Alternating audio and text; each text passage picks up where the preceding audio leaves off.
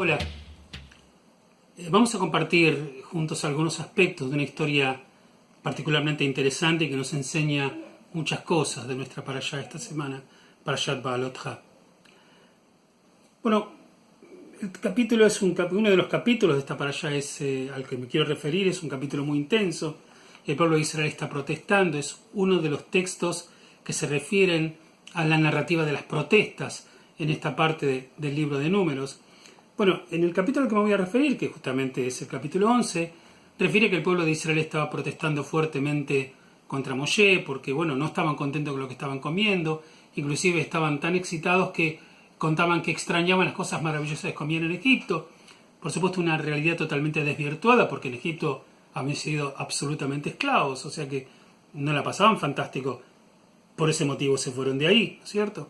Entonces la cuestión es que Moshe a su vez protesta contra Dios y le dice: Dios, yo solo no puedo administrar este pueblo que todo el tiempo está enojado y protestando, necesito ayuda para poder. De manera que Dios, sensible a la necesidad de Moshe, hay un diálogo fantástico entre Dios y Moshe allá, al que no me voy a referir ahora, pero en un momento dado Dios le dice a Moshe: Moshe, selecciona 70 hombres de tu comunidad, de tu pueblo, de tu grey, en el que confíes en ellos, en el que sean inteligentes, sabios, y yo voy en el tabernáculo donde nos vamos a encontrar, voy a transferir de tu espíritu al espíritu de ellos, para que ellos, estos 70 ancianos, o sabios, te puedan ayudar.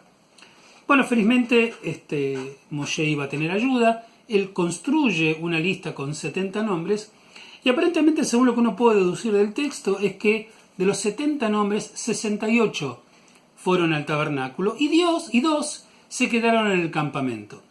De todas maneras, Dios, en función de la lista que tenía ya, transfiere del espíritu de Moshe a esas 70 personas, las 68 que estaban en el tabernáculo y las otras 2 que habían estado en el campamento. Aparentemente, lo que ocurre es que el texto cuenta, y leo de la parashá, dice: habíanse quedado 2 hombres en el campamento. Uno se llamaba Eldad y el otro se llamaba Meidad. Se posó sobre ellos el espíritu, ya que Dios había transferido el espíritu de Moshe a los 70, aunque solo 68 hayan ido al tabernáculo. Mas ellos estaban entre los inscriptos, pero no habían salido hacia la tienda y profetizaron en el campamento.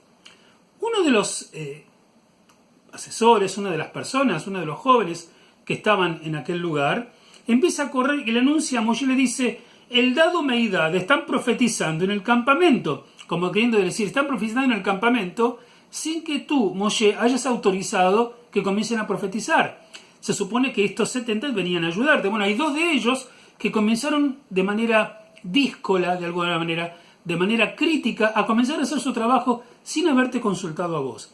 Cuando Yoshua bin Nun, Josué, su asistente, quien va a reemplazarlo cuando entra en la tierra prometida, escucha una cosa así, asistente de Moshe, desde sus mocedades, le dijo: Señor mío, Moshe, encarcélalos.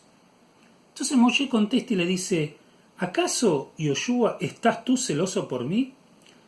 Ojalá que todo el pueblo de Adonai fueran profetas cuando pusiera Adonai su espíritu sobre ellos. Ojalá todos tuvieran autodeterminación, decisión personal para llevar adelante las cosas, y que yo no necesitara tanta ayuda para poder administrar al pueblo. Esta narrativa tiene una particularidad. Veamos. Dios le pide a Moshe que él arme la lista de las 70 personas.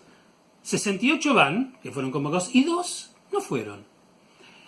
Pregunta 1, ¿es que acaso Moshe construyó la lista de las 70 personas, incluyendo alguna que otra que hayan sido críticas con respecto a él? Aparentemente sí. Y cuando Yoshua o este jovencito corren y le dicen a Moshe: ten en cuenta que 2 empezaron a hacer su trabajo sin tu autorización.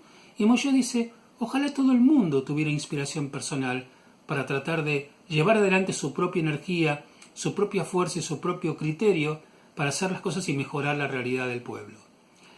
Lo importante de esto es que Moshe, como dijimos antes, eligió a personas que a lo mejor no estaban totalmente de acuerdo con él. Y cuando ellos comienzan a ejercitar su iniciativa personal, que no es coincidente exactamente con lo que se esperaba de todos los asistentes, Moshe la acepta.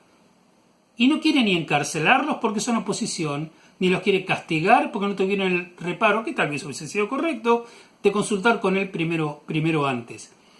él dice, lo que yo quiero para el pueblo es algo que me parece que el pueblo no necesita. Pero estoy dispuesto a escuchar voces disidentes, a iniciativas alternativas, y no voy a encarcelar, ni voy a enmudecer, ni a amordazar a aquellos que hacen cosas dentro del campamento que no son exactamente como yo las hubiese necesitado, las hubiese pedido, las hubiese planificado. A mí me parece maravillosa esta actitud por parte de Moshe y nos muestra un verdadero líder. Un líder autocrático es aquel que va a callar todas las voces de crítica y todas las voces que no están sometidas a su propio criterio. Un líder democrático que acepta la disidencia y sabe que puede enriquecerse con la disidencia es aquel que va a permitir voces disidentes, inclusive cuando él mismo está confeccionando quiénes son las personas que quieren el poder, quiénes son las personas que va a desear que lo estén rodeando. Él incluye acá personas que no son de su propio pensamiento y que van a tener iniciativas propias y van a tratar de hacer lo mejor para el pueblo, aparentemente, pero en función de su propio criterio. Cuando vos administrás tus cuestiones personales, familiares, empresarias o proyectos, ¿vas a buscar que no haya críticas? A lo mejor podés encontrarte con que estás perdiendo ideas maravillosas que te podrían decir y que son alternativas a las tuyas. Si estás seguro de aquello que querés hacer, jugala como Moshe, que haya personas que no piensen como vos y que puedan desafiarte en tu propia postura para que puedas corregirte, para que tengas otras voces, para saber que en definitiva, tal vez lo que vos pensás no es exactamente lo mejor que el pueblo necesita. Reflexionemos sobre esto.